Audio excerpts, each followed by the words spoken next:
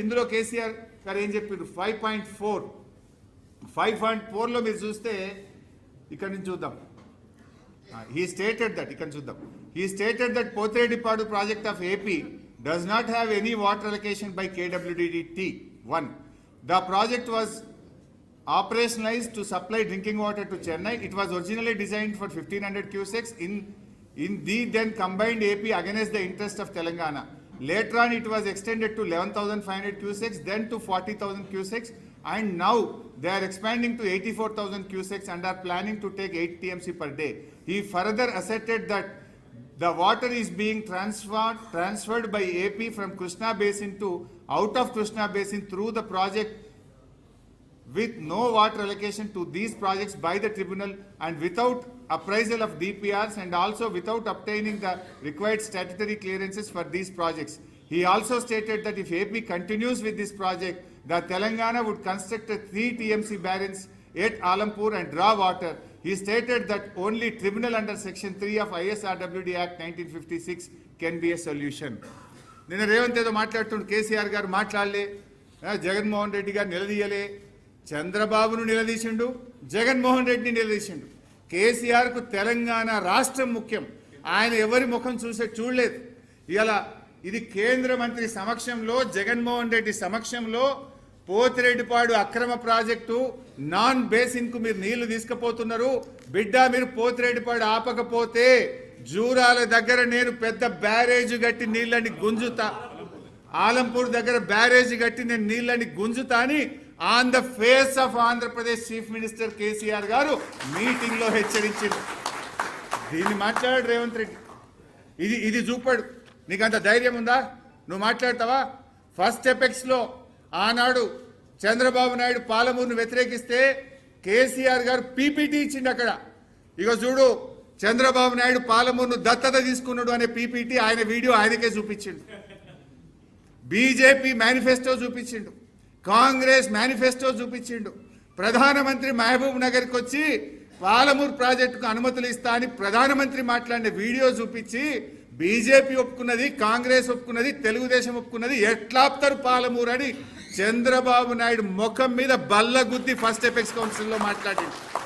Second apex council meeting లో బిడ్డను పోతిరెడ్డిపాడు ఆపకపోతే ఆలంపూర్ దగ్గర నేను బ్యారేజ్ కట్టి నీళ్లు గుంజుతాని మీటింగ్ లో చెప్పడమే కాదు, కేసీఆర్ గారు క్యాబినెట్ లో పెట్టిండు, ఆమోదించిండు, జీవో కూడా దీని మీద ఇచ్చి అంత గట్టిగా నిక్కచ్చిగా తెలంగాణకు నీళ్ల కోసం పోరాడిన నాయకుడు కేసీఆర్. ఎవడన్నా మెడ మీద తలకాయ ఉన్నోడు కేసీఆర్ గారు తెలంగాణకు నీళ్ళలో అన్యాయం చేస్తుంటే నమ్ముతాడే? కేసీఆర్ ప్రాణమే ఇచ్చి తెలంగాణ సాధించిన కేసీఆర్ గారు తెలంగాణకు నీళ్ళలో అన్యాయం చేస్తాడా?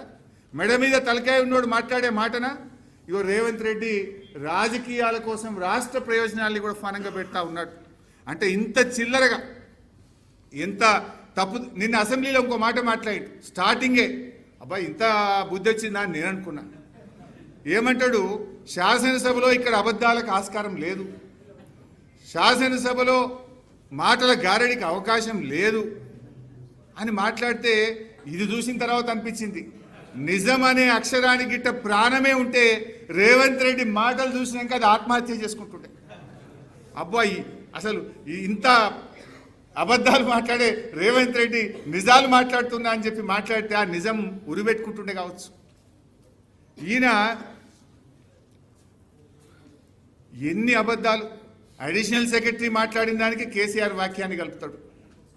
అంటే ఇంత గట్టిగా, అంటే ఈయన పద్ధతి చూస్తే ఎట్లుంటుందంటే ఇంకా ఆయన ఏమంటాడు, నిన్న ఇదంతా ఉత్తమ్ కుమార్ రెడ్డి గారు చాలా కష్టపడ్డాడు, రిసెర్చ్ చేసి కాగితాలన్నీ సమీకరించిండు, ఉత్తమ్ కుమార్ రెడ్డికి పిహెచ్డి ఇవ్వాలి, డాక్టరేట్ ఇవ్వాలన్నాడు. ఆయన అవన్నీ సమీకరిస్తున్నట ఈయన సీక్వెన్స్లో పెట్టిండట. ఆ ఉత్తమ్ కుమార్ రెడ్డి తెచ్చిన డాక్యుమెంట్ని నేను సీక్వెన్స్లో పెట్టి నేను అసెంబ్లీలో ప్రజెంట్ చేసిన అన్నాడు. ఏం సీక్వెన్స్ పెట్టినవురా అంటే మోకాలకి బూడగొండుకు పెట్టినావు నువ్వు.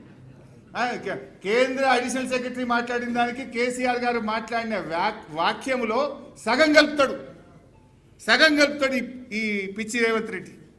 నాకు మాటలు జారుతున్నట్టు కానీ ఆయన అసెంబ్లీలో జారినాక నేను ఈడ జారినా తప్పులేదు వాస్తవంగా చెప్పాలంటే. అంటే ఇప్పుడు చెప్పు రేవంత్ రెడ్డి, నేను అడుగుతున్నా, నాలుక కొయ్యాలి అన్నాడు. నేను అడుగుతున్నా రేవంత్ రెడ్డి, నువ్వు ఇంత అసెంబ్లీలో అబద్ధాలు మాట్లాడి యావత్ శాసనసభ వ్యవస్థను తప్పుదో పట్టించిన నీ నాలుక కొయ్యాలనా, ఎవరి నాలుక కొయ్యాలనో చెప్పు రేవంత్ రెడ్డి అని నేను అడుగుతా ఉన్నా.